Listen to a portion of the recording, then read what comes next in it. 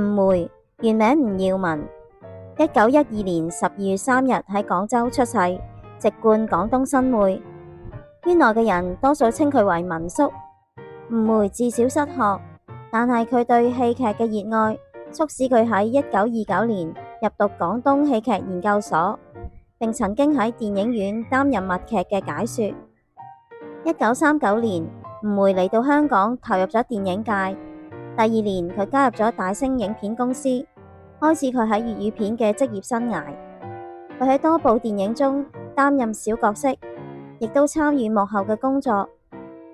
1941年，吳梅首次執導拍攝咗《今宵重見月團圓》，並且同李晨風導演合導咗《阮氏三雄》。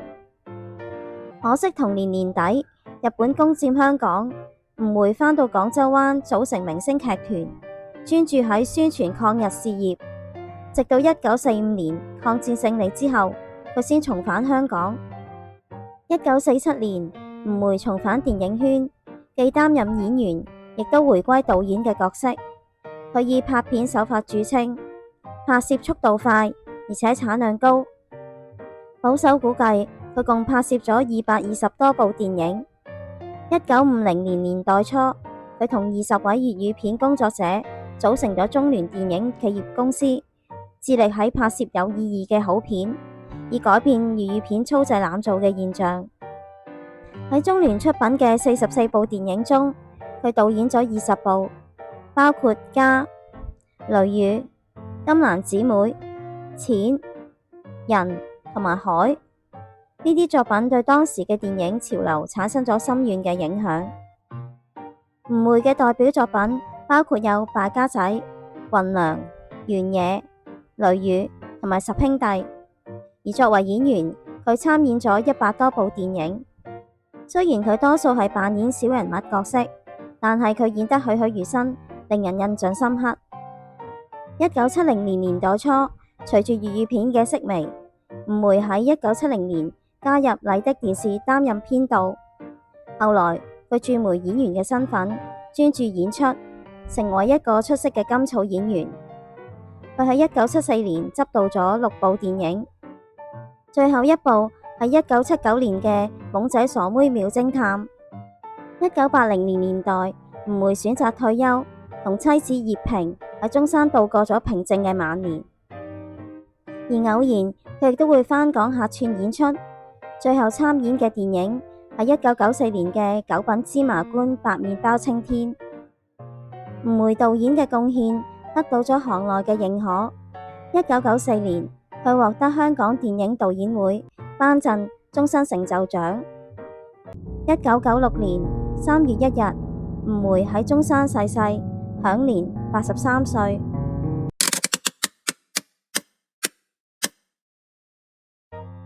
朱基，原名朱日川，廣東順德人，1920年出世。父親朱富隱係粵劇戲班嘅開戲師爺。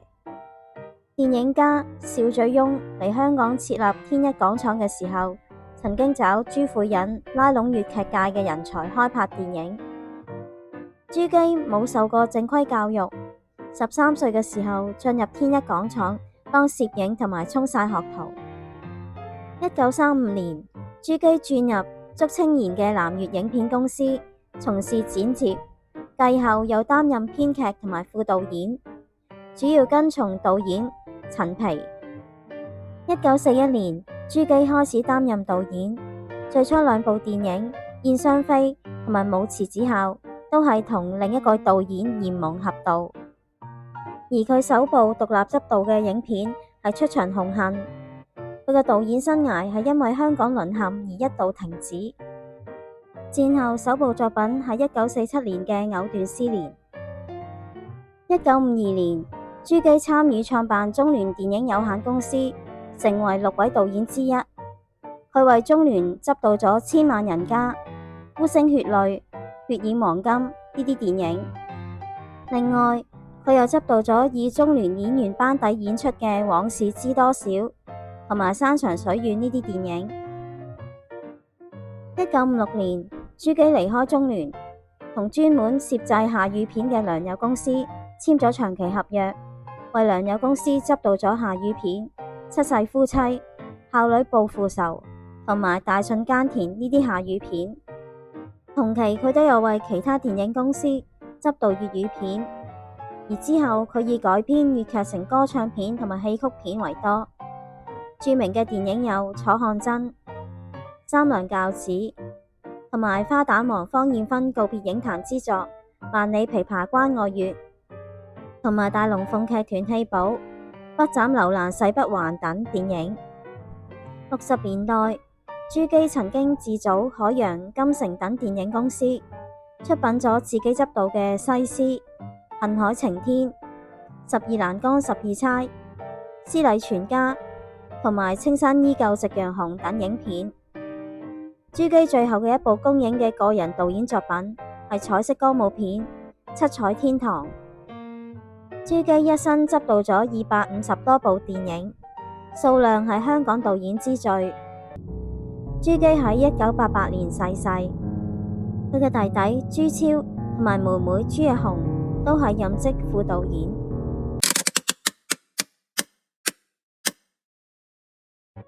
秦劍原名陳健，又名陳子儀，佢喺1926年出世，嚟自廣州新會。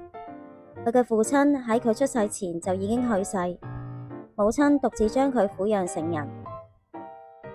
秦劍喺香港嘅晃林中學完成咗學業之後，就開始咗佢嘅電影生涯。秦劍嘅電影事業係喺1948年起步，當年佢編寫咗自己首部嘅電影劇本《二龍珍珠》，並且與當時著名嘅導演余亮合作。隨住秦劍嘅獨立導演生涯嘅展開，1949年佢執導咗《滿江紅》影片，該片對當時中國社會嘅腐敗進行咗尖銳嘅批判，而佢之後執導嘅《南海漁歌》亦引起觀眾嘅廣泛關注同埋討論。1952年，秦劍加入中聯電影企業公司，成為基本導演。佢執導嘅《慈母淚》喺1953年上映。因為電影叫好又叫座，令到秦劍聲名噪起。隨後佢嘅作品好似《秋》、《家家戶戶》同埋《父母心》呢啲電影都深得觀眾嘅喜愛。喺《父母心》呢部電影入邊，秦劍表現咗對親情嘅深刻探索同埋刻畫，令到呢部電影成為50年代粵語片嘅經典。隨住佢聲譽嘅提升，秦劍喺小燕飛嘅介紹之下，喺1955年喺香港成立咗光藝製片公司，專注製作粵語片，並且推出咗好多膾炙人口嘅電影，包括《胭脂虎》同埋《韋福治》呢啲電影。秦劍嘅電影唔單止喺香港受到歡迎，亦都喺新加坡光藝院線上獲得極高嘅評價。去到1960年代，秦劍繼續發展佢嘅事業，同埋自由影業公司合作拍攝國語片《女兒心》，並發掘咗新星林翠，而兩個人亦都喺1959年結婚。隨後佢亦創辦咗國藝公司，並且喺1964年推出咗大馬戲團。1965年佢轉投邵氏影業，並且執導咗一啲國語文藝片，好似《痴情淚》同埋《何日君再來》。而《何日君再來》更加令到女星胡燕妮迅速走紅。1967年，秦劍喺同林翠分居之後，邵氏影業亦都逐漸轉向武俠片嘅製作，令到佢所導演嘅文藝片不再受歡迎，令到佢嘅財政問題更加難以處理。最終喺1969年6月15日，秦劍喺邵氏宿舍自殺，年僅43歲。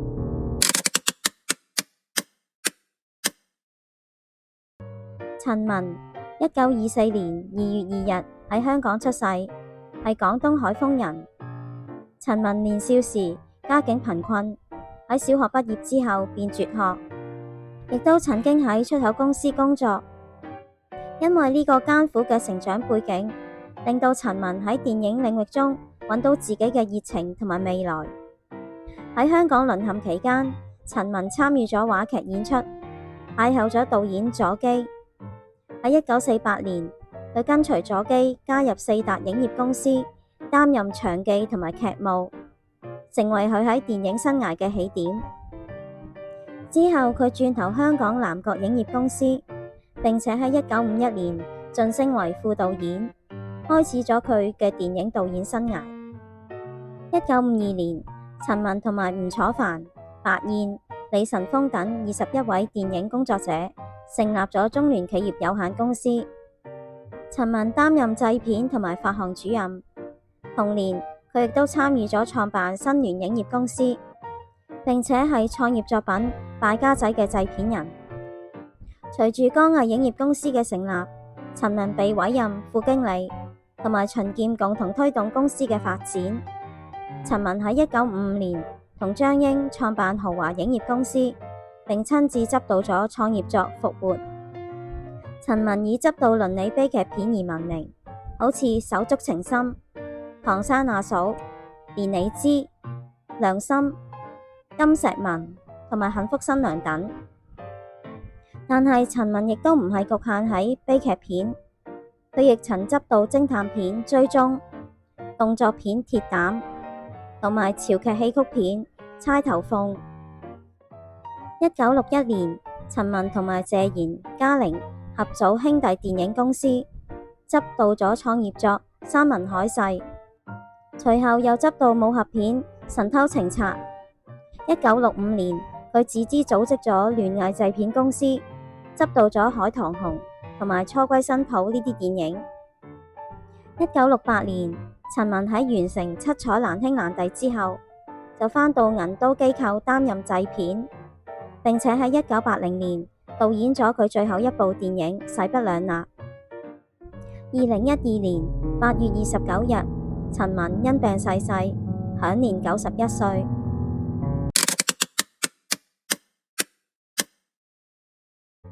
龍圖原名潘威林，佢喺1910年1月24日出世，佢係廣東番禺人，佢喺廣州三高中學畢業。龍圖出身於粵劇世家，佢早年喺廣東省立戲劇研究會擔任編撰，對於粵劇有深厚嘅認識同埋了解。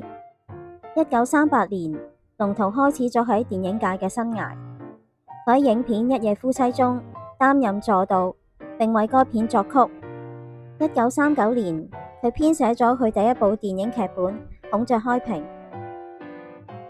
1941年，龍圖正式以導演嘅身份開始佢嘅電影生涯。佢自編自導咗粵語片《麗春花》，但係呢部電影未公映嘅時候，香港便因戰事淪陷。直至1947年香港復甦，呢部影片先得以面世。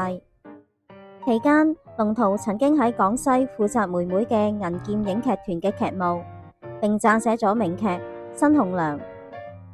呢一部劇以通俗滑稽嘅曲詞大受觀眾歡迎。抗戰勝利之後，龍圖喺1949年編導咗佢第一部影片《壁虎跳牆》。之後，佢成為活躍於粵語片界嘅導演，專注將粵劇改編為電影。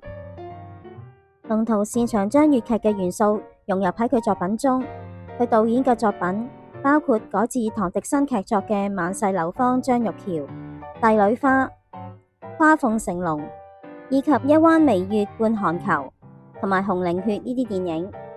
此外，佢仲執導咗名作《無頭東宮三太子》。另外，佢亦有改編《天方夜譚》中神燈故事嘅作品《夜光杯》。呢一部影片充分運用咗當時粵語片少見嘅特技，展現咗佢創新嘅精神。龍圖喺1955年執導嘅時裝名作《蕭月白正傳》，以及喺1963年同嚟自台灣嘅導演新光合導嘅《四海一家親》，都受到廣泛好評。龍圖最後執導嘅影片係《黑白飛天貓》，之後便暫別影壇。雖然喺1969年，佢曾經同多位結拜導演兄弟為紀念逝去嘅義兄莫康時而掛名合導咗《成家立室》，但實際嘅導演工作係由莫康時嘅弟子楊權負責。龍圖喺1986年10月17日病逝，享年76歲。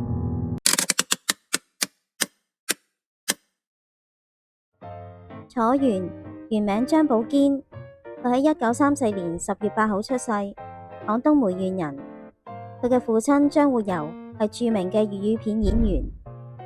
楚原喺廣州中山大學化學系就讀，但係喺2年級嘅時候因病來港醫治。呢段期間，佢便開始協助導演吳梅工作，正式加入咗電影圈。1957年，楚原加入咗光藝製片公司，跟隨著名導演秦劍學習編導。佢嘅首部獨立執導嘅作品係《湖畔草》。1960年，楚原憑住佢嘅寫實經典《可憐天下父母心》而成名。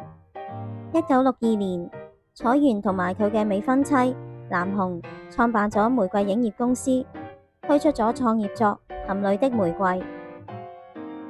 冇幾耐，楚原就成為粵語片中嘅重要導演之一。佢嘅代表作品有時裝動作片《黑玫瑰》、懸疑片《我愛紫羅蘭》同埋文藝愛情片《冬戀》。去到60年代後期，粵語片市場逐漸式微，楚原於是加入咗國泰機構，喺1970年拍咗首部國語片《火鳥第一號》同埋首部武俠片《龍木香》。同年，佢憑《玉樓春夢》獲得第16屆亞洲影展最佳美術指導獎，進一步認定咗楚原嘅影響力。1970年，楚原轉投邵氏，拍咗多部成功嘅影片，其中1972年執導嘅《愛奴》，以其視覺美學同埋奇特嘅風格獲得好評。接住佢嘅72家房客更加喺票房上創下佳績，促進咗粵語片嘅復甦。隨後，楚原開始取經於古龍嘅小說，拍攝咗《流星蝴蝶劍》同埋《天涯明月刀》等一系列嘅武俠片，尤其係《孔雀王朝》喺1979年更加榮獲第25屆亞洲影展最佳動作片導演獎。楚原一生中共執導咗120多部電影，展現咗多樣嘅風格。楚原喺1998年同埋2018年獲得香港電影金像獎專業精神獎同埋終身成就獎。2022年2月21日，楚原因病逝世，享年87歲。